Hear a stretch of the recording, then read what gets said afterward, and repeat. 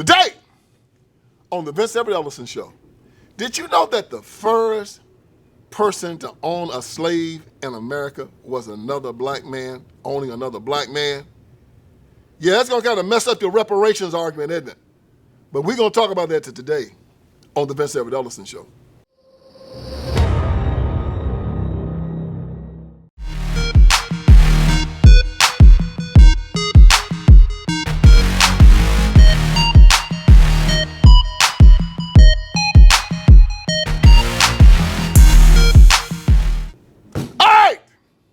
Let's get this thing started. And this right here is going to really rock some people's world, you know. I know some of y'all know about this probably because I have a very, very intelligent audience. You guys are smart. But there are a lot of people that don't. I heard about this years ago, and I just kind of forgotten about it because you get so much knowledge in your head that you kind of start forgetting about some things because other things take the place of it. But the first person to own a slave in the United States of America, a slave for life, was a black man that had been a slave owning another black man. You said, Vince on the line, Vince on the tripping. Ain't no way in hell that happened. Vince on lost his mind. I told you he found him and took it too far. I said, all right, I'm gonna show you. I want you to look up a dude by the name of Anthony Johnson. Anthony Johnson, and put slave behind his name. There's a lot of Anthony Johnsons out there. So Anthony Johnson, slave. Now, Amp was a slave. He lived between 1600 and 1670. That's a long time ago, as you can see. Amp was a slave in Virginia. Question is, how did Amp get to Virginia? Okay, he was born in Angola. And a bunch of black folks kidnapped him in Angola and made him a slave. Well, I guess they wanted something, so they sold Anthony to Portuguese. And the Portuguese put him on the Middle Passage and brought him to Virginia. And from what I understand, Anthony got to Virginia, I think in 1621. Now, y'all, this is interesting, okay? So Anthony gets here. Anthony's a grown man. Anthony's not a child. Anthony is a grown man in Virginia. He's 21 years old. So Anthony's an indentured servant. Y'all thought that everybody that came here, black, was slave. No. Some of these people they were indentured servants. An indentured servant was different than a slave. An indentured servant came here and he worked off his time. Most indentured servants worked from 4 to 7 years. And then once they worked 4 to 7 years, they were given their freedom. It's just how it was. People just didn't believe in slavery back then. It just wasn't a thing.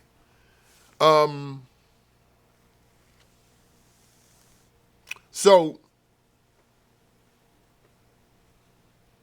the slave laws weren't passed in America until 1661. Okay, so before 1661, everybody that came here to America had to be an indentured servant. They would work.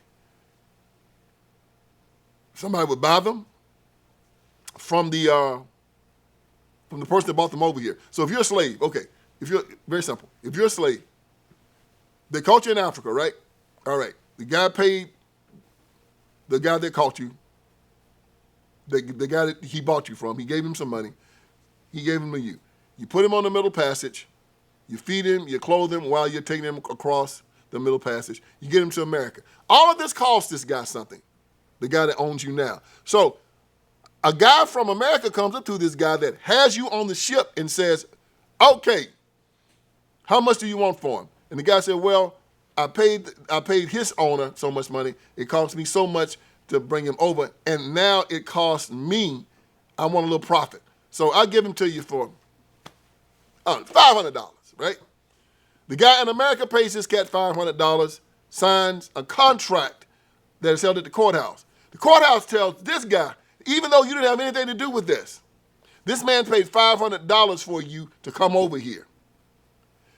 You're going to work for him until this is paid off. It's jacked up, ain't it? And you say, man, I didn't want to come over here. Got nothing to do with it. The guy that bought you over here paid this guy so much money, cost him so much money to bring you over here. He got a profit. This guy right here paid him $500. You're going to work this off. Because if it takes you 4 to 7 years to do it, you're going to do it, and then you're free to go. That's how it was.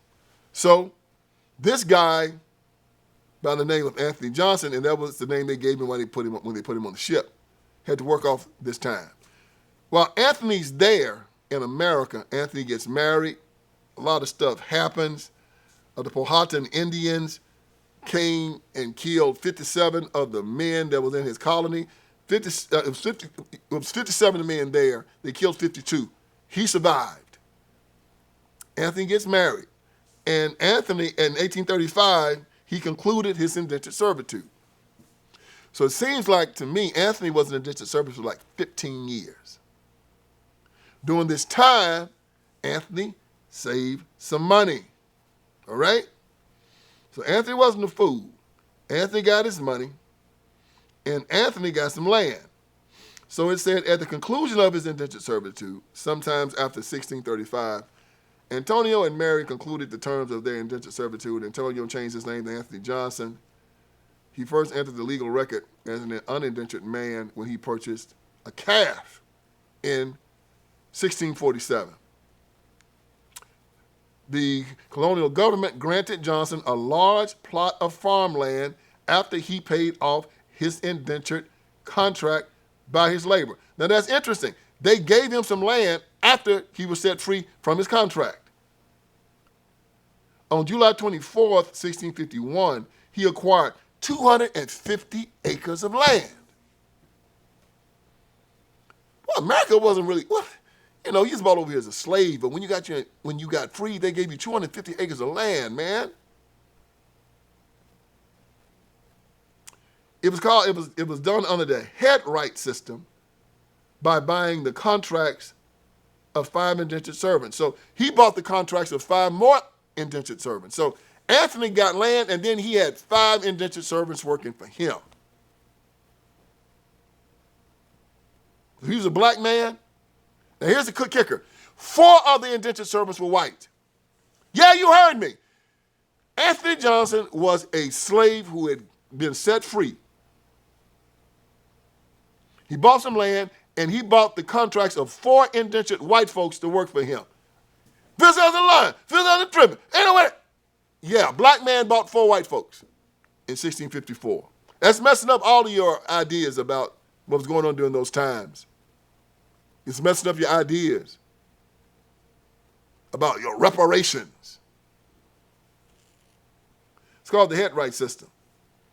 The headright system worked so that if a man were to bring indentured servants over to the colonies, in this particular case, Johnson bought the 5 servants.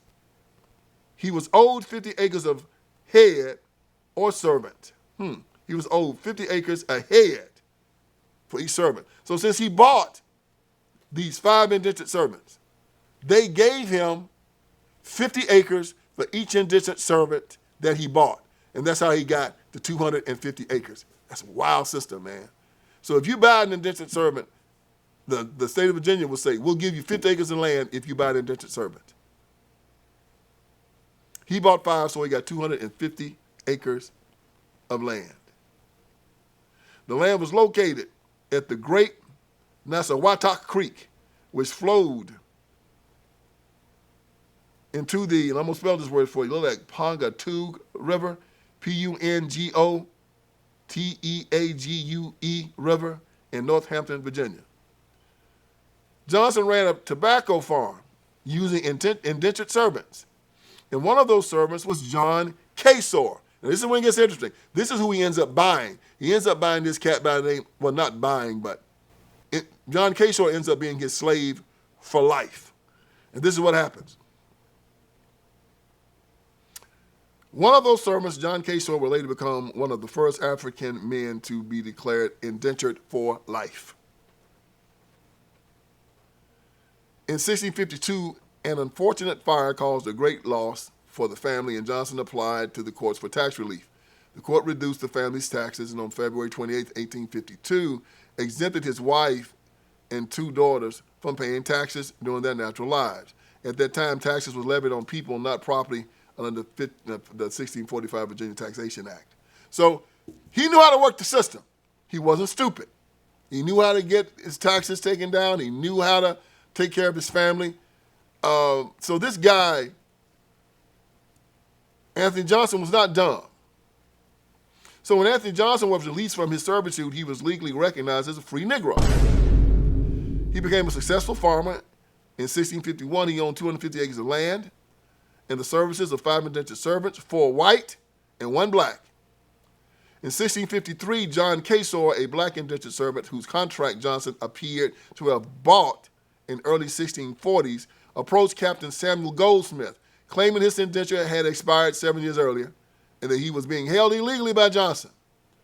A neighbor, Robert Parker, intervened and persuaded Johnson to free Casor.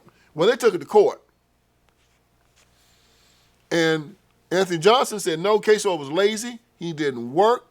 He didn't work off his indentured servitude, and he gave the judge evidence that he was a layabout and that he didn't work off the money that he had paid for his indentured servitude, and the judge sided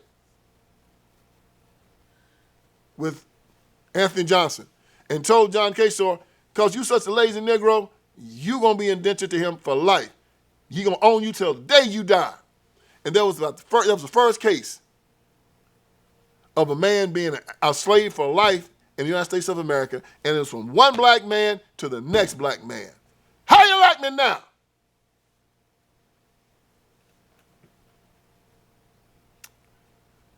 Was it no Starlight song, didn't I blow your mind this time? Didn't I? So everybody that's looking at the past in America, and they are trying to apply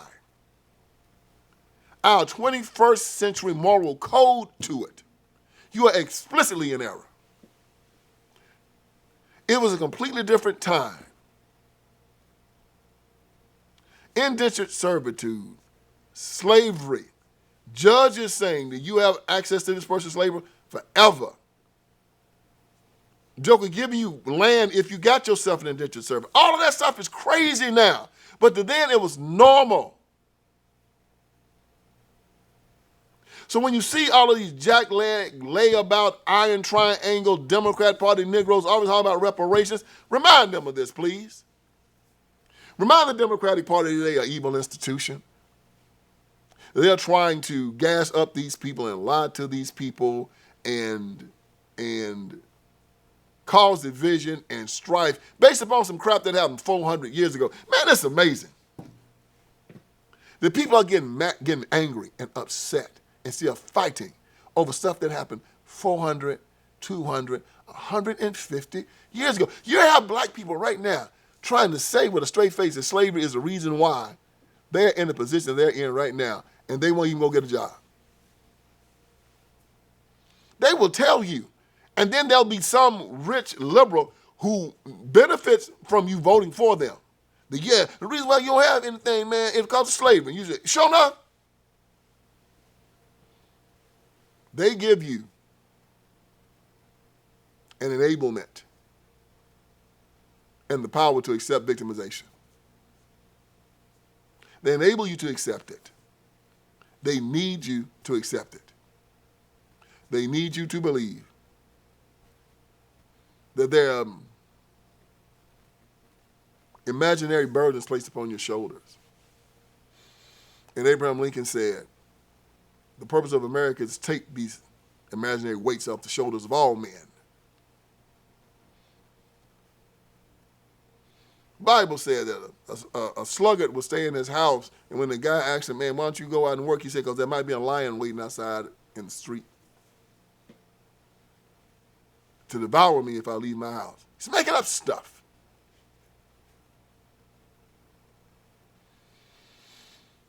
In his book, 7 Habits of Highly Effective People, Kobe talks about how when people don't want to achieve, they will use imaginary barriers to put before them. to justify their laziness.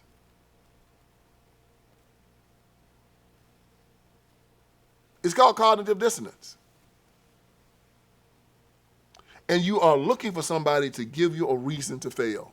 And as soon as it's given to you, you gladly accept it because you weren't going to do a damn thing no way.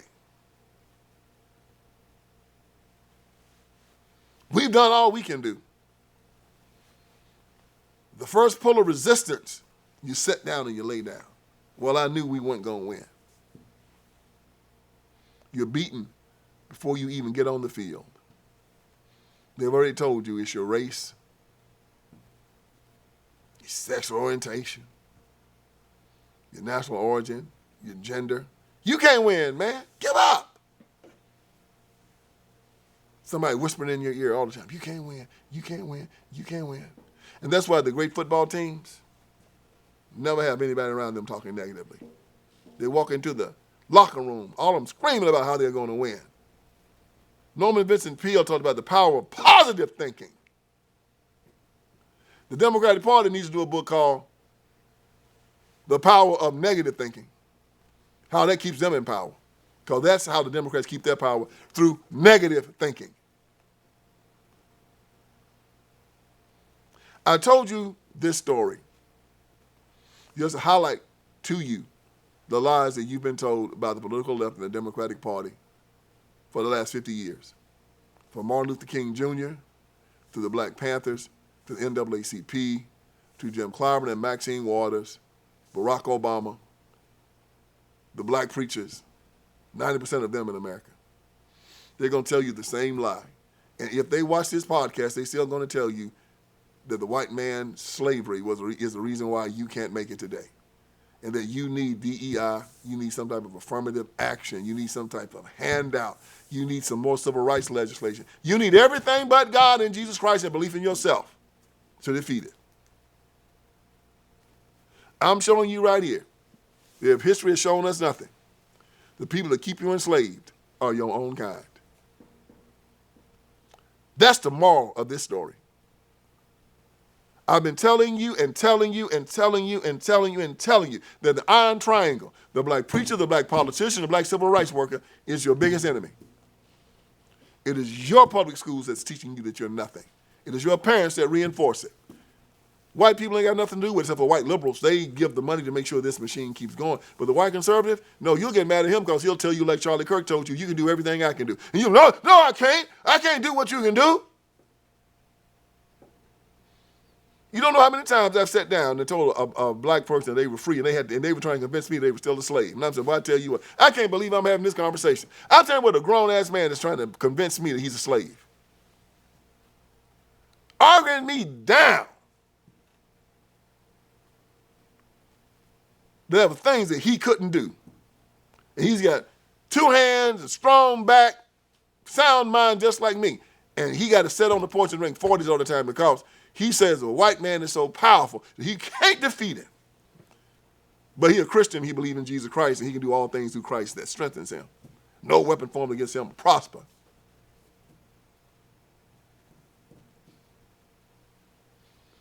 Count on 1,000 hills belong to my God. Walking contradictions. Liars all. And to some people, you can't help them whatsoever. So a little bit of a history lesson to let you know that the more things change, the more they remain the same. One black man kept another black man enslaved back in 1854. And 100,000 black people are keeping millions of black people enslaved today. Same old thing. And I'm Frederick Douglass, and I am Harriet Tubman trying to wake you up and get you off the plantation. Well, I love my job. And if I save one is enough. Because I'm here to wake you up. And I hope I did you some good here today. So join me again for another edition of the Vince Everett Ellison Show. All right, friends, Vince Everett Ellison is here. I want you to go to my website. And on my website, you're going to see a lot of great stuff, man. You're going to see that we got T-shirts, we got caps, You got my books, my documentaries. You got all kinds of stuff on VinceSpeaksTruth.com. Go there. We're dropping new t-shirts. We're dropping new merchandise. My new book, The End of Tolerance, is there. The End of Tolerance. Make sure you get it. Make it #1. If you got my first 3, get The End of Tolerance. It's just as good. And it's telling us we have to end our tolerance with these leftists, these Democrats. We can no longer allow them to sexually groom our children. We can no longer allow them to castrate little boys and call them little girls, run God out of the public square, take away our guns, take away our sovereignty. No longer allow it. So go on VinceSpeaksTruth.com. That is VinceSpeaksTruth.com. Hit merchandise. You'll see the t-shirts. You'll see the caps. You'll see the books. You'll see the documentaries. You'll see it all. And let's keep this ball rolling. God bless you.